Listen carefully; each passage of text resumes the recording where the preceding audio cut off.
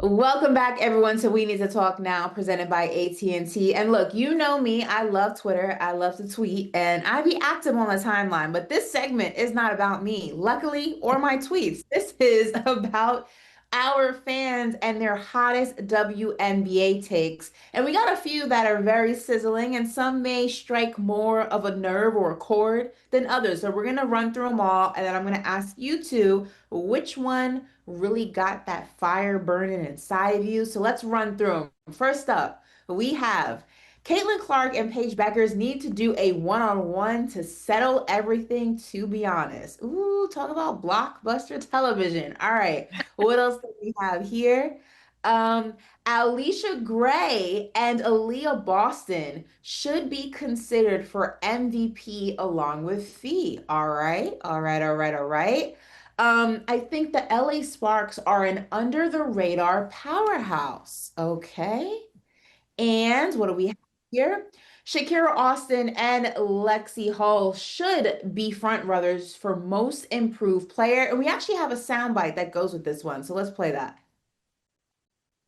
You guys just handed the number one team in the conference their only second loss of the season. You walked off the court and said, "This is our house." What are your thoughts right now? Dubs in the chat, baby. We building this shit. Everybody see what's going on. We playing with confidence. We got a young squad. They ain't scared of nobody, and we coming out here showing what we got. All right. So a lot of takes, a lot of opinions. And I know we have no shortage of either on this show. So, Erica, I'm going to start with you. When I was reading those tweets off, which one was like, oh, okay, I guess that's a take. Which one really struck a nerve with you? Yeah, I think Alicia and I might agree. I'm gonna let you take the one I think you're gonna take. So I'm gonna switch it up with Shakira Austin, Lexi Hull here. I like this. I really do. Shakira Austin is a player who unfortunately has dealt with a lot of injuries in her young career. Lexi Hull, listen, y'all can look at, a few women's basketball magazines. I've been telling y'all about Lexi Hull for a minute here. I think she's a great, criminally underrated two-way player. And she's playing on an Indiana Fever squad that is able to utilize her full tool set for the first time, I think, really. She's getting that trust from Stephanie White. I really like that pick. Little shout out also to the Sparks, too, because I think they've been showing us that they can definitely put on in the WNBA. Still got to, refine a few rough edges, but I kind of mix those two there. I really like those. But Alicia, what you got? What you cooking with? Well, I will say this about Shakira Austin. I'm just happy to see her out there. She's been a player that has had a lot of injuries, and we all know she is that girl, right? We've all known she's been an amazing player. But I would say, now she has just been healthy. She's showing us exactly who she is. And I think she's definitely a contender right along with Lexi to be a most improved player. So a lot of these takes, I'm not going to lie, I do agree with to a certain extent. The only problem I have with the Paige Bueckers one is when they say to settle everything. I don't know if we have to settle a lot. That threw me off That's too. the part. I was like, I didn't know if there was, I didn't know there was a beef that needed to be settled. I was like, Right. I know I haven't been deep in the NBA world that long. Right. So while I would love to see them play one-on-one, please, somebody book that. For sure. Let's watch that. I'm going to pop my popcorn and get ready to just see that amazing one-on-one, match or whatever you want to say. However, I just don't think they have anything to really settle. They're both phenomenal players in their own right. They're both making marks in ways that nobody has ever done in this league. And the settle part, I don't know. Maybe that person can tweet us about the subtle part, and we can talk about that in the next pod. Maybe that's a conversation we should have. But no, I mean, it would definitely be interesting. But let's talk about that last one about LA being a powerhouse. Now, if you look at the franchise, we can certainly say that, right? I mean, they have definitely won 3 championships.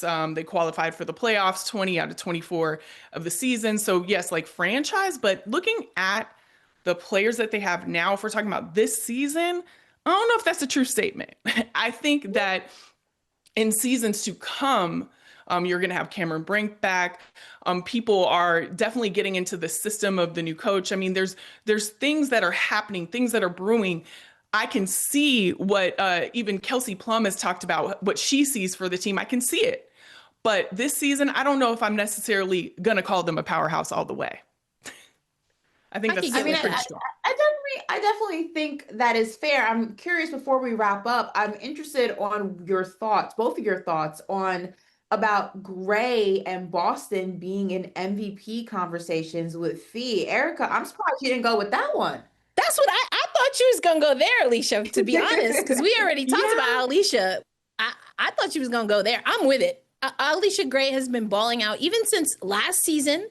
All-Star, took both skills competition and three-point contest, has been balling out at Unrivaled, balling out with Atlanta. I like this. I think Aliyah Boston is someone that we will be talking about for years to come.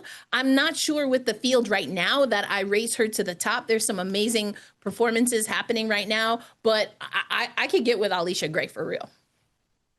I can get with Allisha Gray for real, but for me, Fee has just really captured that MVP right now, and I know we're only halfway into the season, so I think that's why it just didn't like roll off the tongue for me, and it wasn't one of those ones that I just brought up right away. But they should all be in the conversation, no doubt. I mean, that's very, very clear. I would agree with you that Aliyah Boston, I would probably, in the conversation, in kind of the rankings of MVP, she would be a little bit lower for me at this point in the season. But what Fee has done this year has been nothing short of phenomenal. I know she's injured right now, but she's definitely, for me, like if we're calling it today, she's the MVP. And so it's going to be really, really interesting as we keep going on the season. I feel like people are stepping up in major ways. Like you have an Allisha Gray that is definitely in that conversation, and we're going to see how she turns it up moving forward.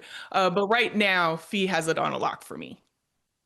All right. Well, we can't talk about who has it on a lock for MVP without also talking about the rookies and how they're killing their time in the league so far, as short of a time as it's been. When we come back to close out the show, we are going to talk the top 5 rookies in the league so far this season.